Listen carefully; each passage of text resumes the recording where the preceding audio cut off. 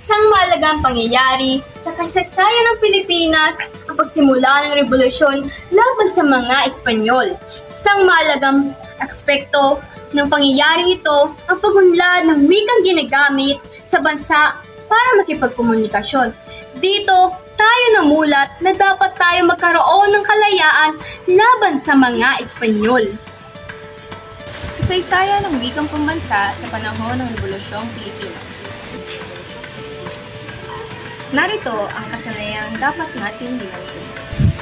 Pagkatapos ng talakayan, inaasahan 9 mag-aaral ay: una, nakapagsusulat ng balangkas sa kasaysayan ng wikang pambansa sa panahon ng Rebolusyong Pilipino.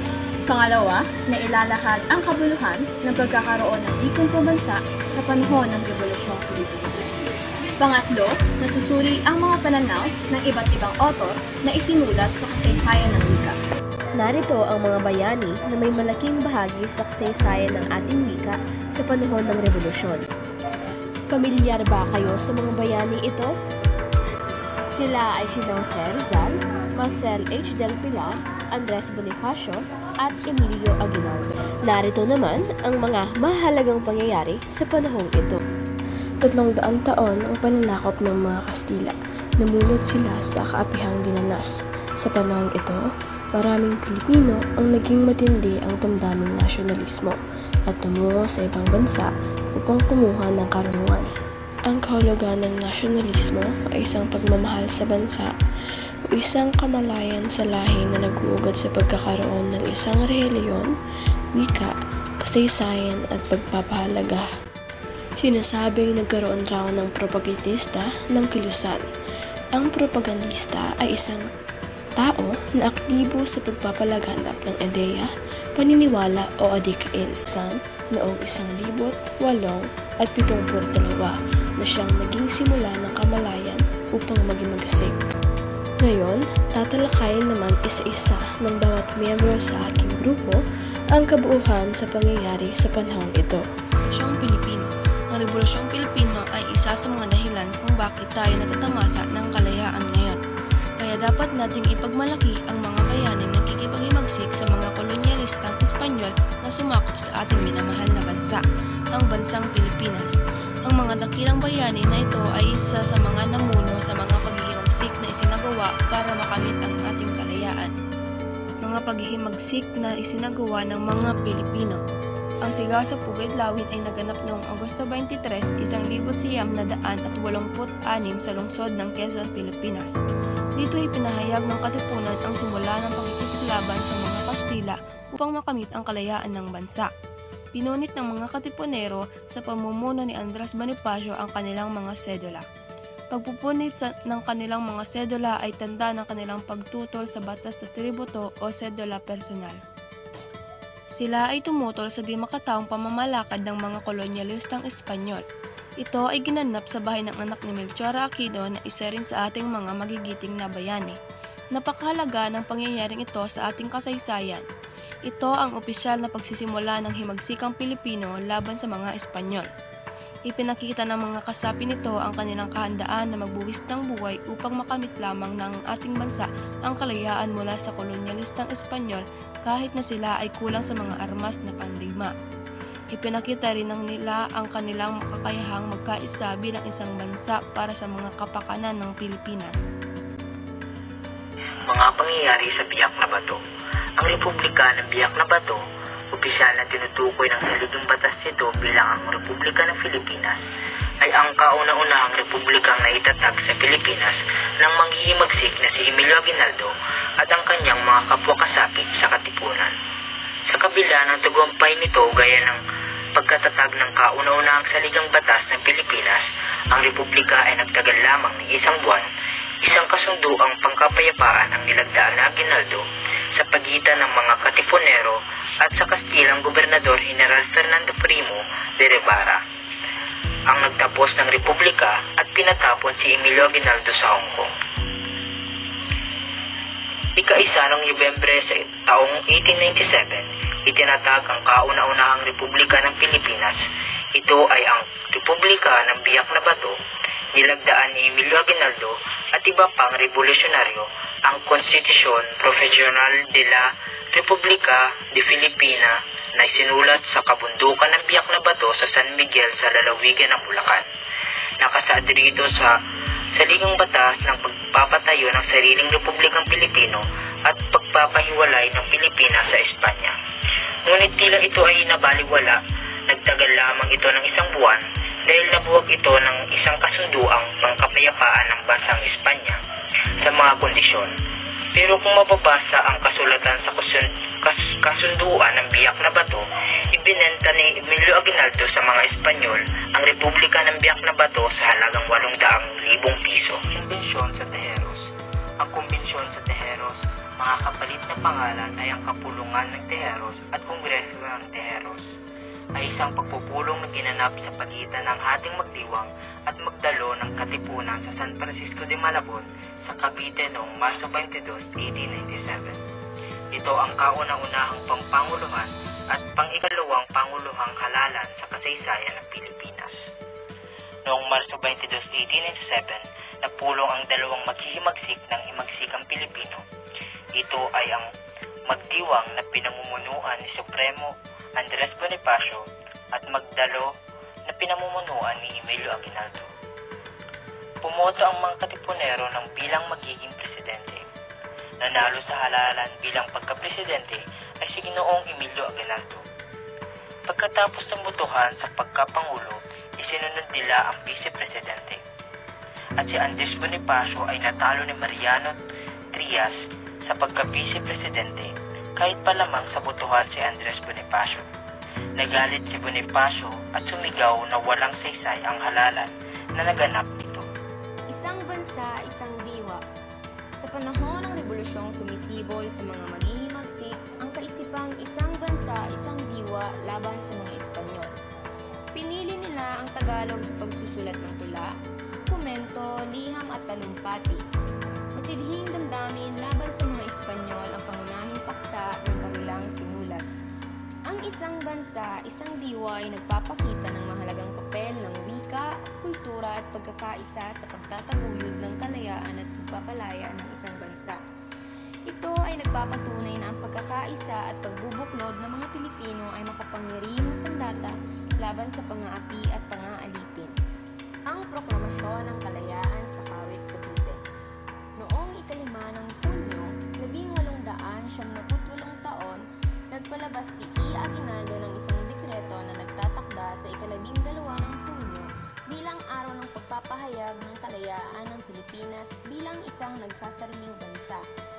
Ang layunin ng nasabing pagpapahayag ay upang maging inspirasyon ng mga Pilipino na ipagpatuloy ang pakikipaglaban sa mga Kastilang mananakop at upang ipaalam sa buong mundo na ang Pilipinas ay isa na ang ganap na malayang bansa. Ang proklamasyon sa Kawit, Cavite ay isang deklarasyon ng kalayaan ng Pilipinas mula sa pamunong kolonyal ng Espanya na pinangunahan ni General Emilio Aguinaldo. Gayunpaman, ang pagpapahayag ng kalayaan ay hindi agad nakilala ng Estados Unidos o ng Espanya. Ang Espanya ay nagbigay ng Pilipinas sa Estados Unidos sa ilalim ng kasunduan sa Paris noong 1870 taon na nagtapos sa digmaang Espanyol-Amerikano. Ang Pilipinas ay nagpatuloy na lumaban para sa kalayaan. Ngunit ang digmaang Pilipino-Amerikano ay nagwakas noong malakip si General Aguinaldo ng mga hukbong Amerikano. Ang proklamasyon ng kalayaan sa Kawit, Cavite ay isang mahalagang bahagi ng kasaysayan ng Pilipinas. Ito ay ginugunita tuwing Hunyo 12 bilang araw ng kalayaan ng bansa.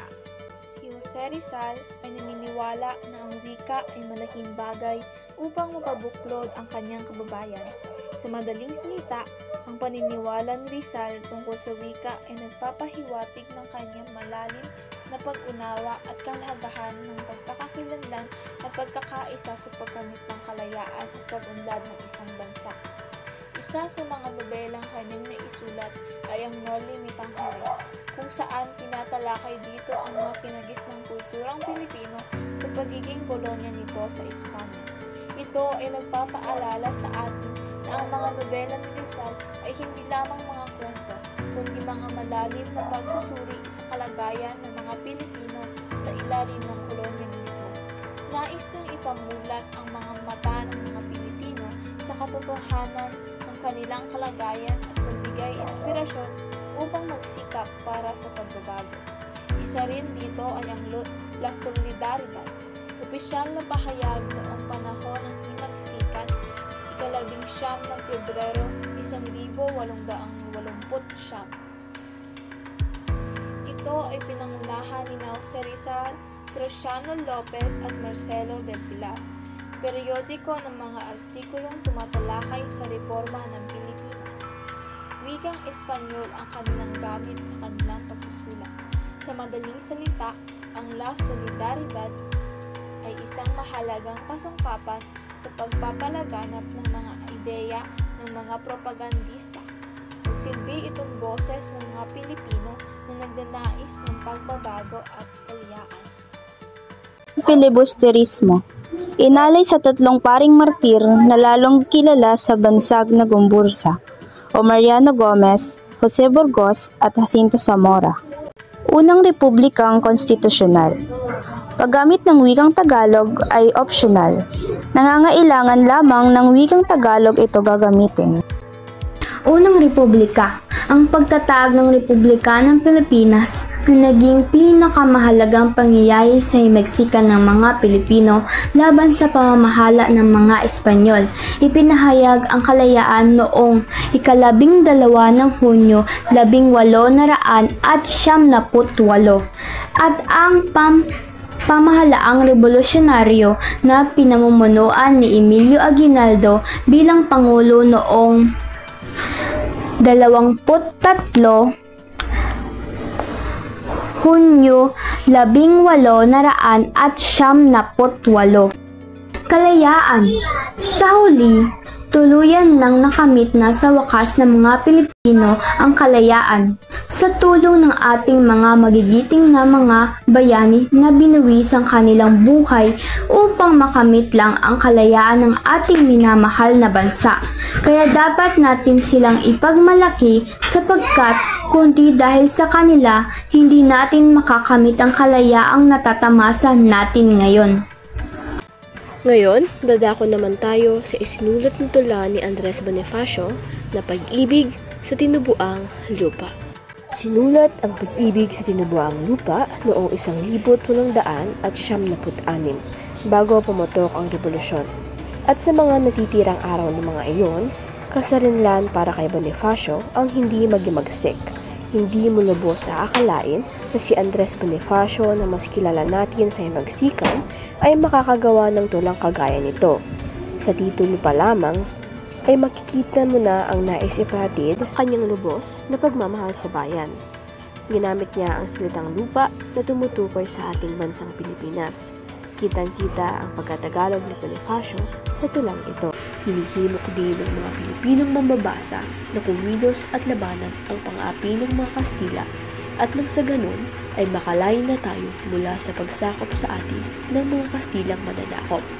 Mula sa linya sa tula na nasa ng dangal ng mga Tagalog, ang lugong dapat na ibuhos. Bayan na inaapi, bakit di kilos? At natitilihang ito'y mapanood.